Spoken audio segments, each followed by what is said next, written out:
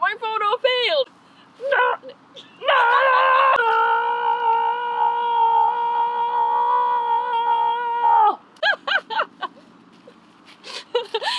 Fail. There's a bee in my bonnet, hello, hello. A bee in my bonnet, hello. There's a bee in my bonnet, hello, hello. A bee in my bonnet, hello. Would you be my song and I'll be your sonnet? You be my chair and I'll surely sit on it. Hello and welcome to my channel. My name is Kika and today I'm going to show you some of my failed photos so you can get some tips from the lessons I've learned. Alright, let's get to it. Alright. Oh. Okay, the first lesson learned is the importance of light.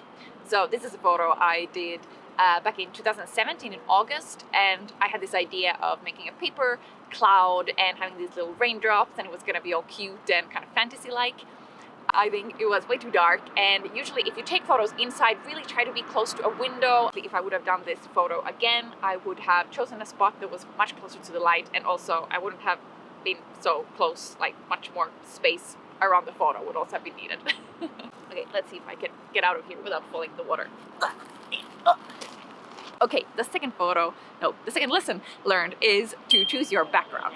So the example or the failed photo I'm going to show you is from February 2018, and I had this idea of creating this like huge origami swan, and I would hold it up, and I even made this little crown and had this idea of kind of fantasy princess taking off with this bird moment. But the biggest mistake I think I did was I chose a background that is exactly the same kind of color as me. Because I have white on, the bird is white, and I have a dark hair, I just completely blend in. The color palette is all the same, so you really cannot see what is going on. So that's something I really try. I've learned my lesson. I try to think of have like a contrasty background, or just sort of be mindful of what I'm gonna wear, and yeah, choosing my background carefully.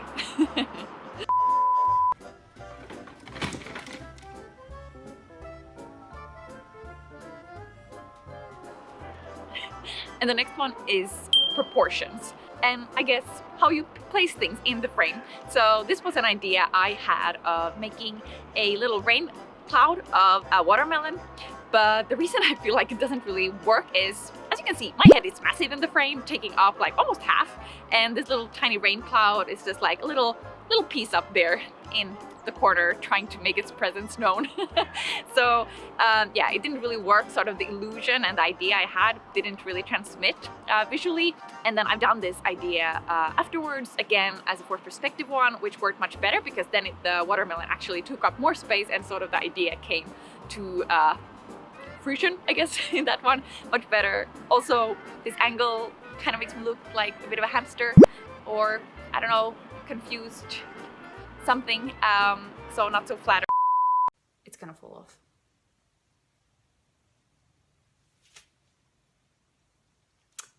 The next one is what I call a holiday fail. So this is a top-down photo I made my boyfriend take it's in April from 2018. We were on holiday on Thailand, and basically how it went down was the entire day I kept obsessing of wanting to take a photo, feeling the pressure of like, oh, I'm on vacation, I have to post something on Instagram. So I was collecting leaves when my boyfriend was chilling by the pool and just trying to come up with something to make, and then made this little tiger. It was already getting dark, late, I was grumpy, hadn't had lunch, you know, and then I made my boyfriend stand on a chair and snap this photo. And I would say this is where I crossed over. I felt this became too childish, even for me. What happened to my toes, the cropping, yeah, just lesson learned on holiday. You know, if you're not feeling it, don't try to force it. Enjoy your holiday instead. This is something.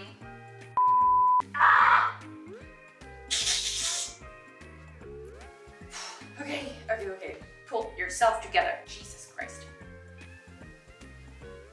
Creating depth in your photo. So this one is a little wall collage I made of some photos, but it just became really flat. Again, I'm very sort of close up to the wall. It's a little too dark. There's not really much texture going on in the photo. So even though it's kind of a funny idea, it's just a little flat and it lacks, yeah, depth, texture, and interesting stuff to look at. standing too close to the wall or your background. So this is a photo I did in November 2018. First of all, it's just very cluttered. You can't really see what's going on. The vision I had was that I wanted the glittery curtains to be very kind of blurry in the background, but I did the mistake of placing myself way too close to the wall, so I didn't get any of that blurry effect. And that's really something I've learned also taking these self-portraits, that it will usually look a bit better if you're not like completely up against the wall, but take a few steps out. You'll get more depth in the photo, and also if you want that nice blurriness, really sort of create quite a lot of distance between yourself and the background.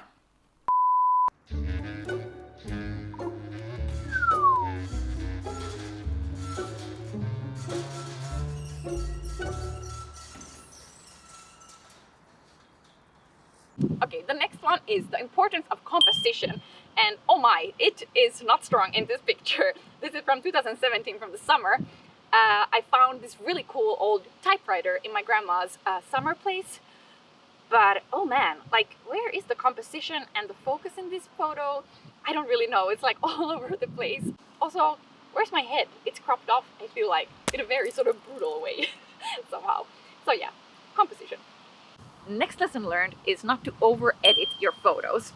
So this is a photo I took also back in the summer of 2017, and the light naturally was really, it was like golden hour, so it was very sort of warm and very nice. But then I edited it so it's completely blue and really pale, and it lost all that natural sort of beauty that was to the photo. And I think I just like went overboard with it and just sucked all life out of it. If I'm completely honest, I think not doing too much and trying to see what is already there in the photo and enhancing that instead of trying to make it into something else, if that makes sense. Alright, thank you so much for watching. I hope you enjoyed this video and some of my fails and laughing at my mistakes.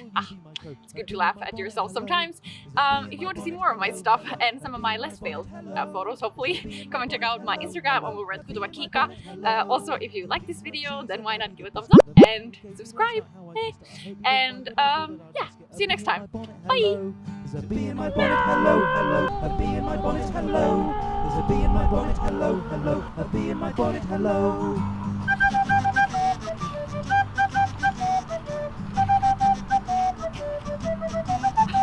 There's a bee in my bonnet, hello, hello. A bee in my bonnet, hello. There's a bee in my bonnet, hello, hello. A bee in my bonnet, hello.